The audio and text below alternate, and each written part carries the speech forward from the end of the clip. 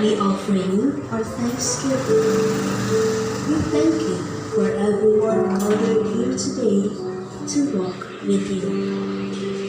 May we ask you for your blessings and guidance so that the activity set for this undertaking is successful. We ask you to open our eyes to see the wonderful things from this activity. We ask that you open our ears so that we may retain the invaluable knowledge. Open our minds for us to think wisely.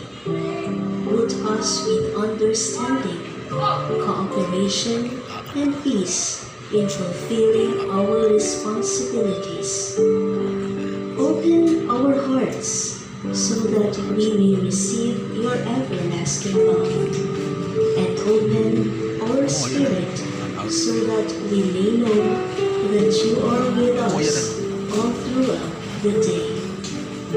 We ask all this in the name of Jesus Christ. Amen.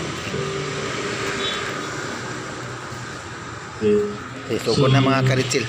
Thank you for coming and joining our hello BJMP people, thank you for coming. So also daghan mga nag-vibrate na sa rin yung mga phone, so naadaw tayo rainfall warning sa Cebu orange. Pero so far so good. So padayon lang pagkatapon na.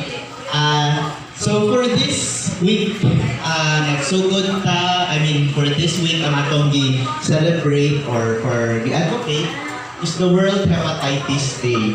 So unsa man din sa hepatitis, no, it's all about the hepar or ato ang liver.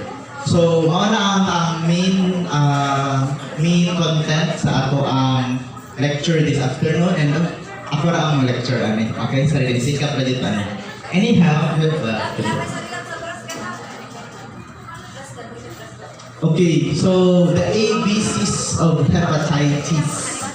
So basically, hepatitis is the inflammation of the liver, hubag ang liver, for many causes, no? And I would like to thank the DOH CHD7 for this slide actually, so i-borrow na po niya siya.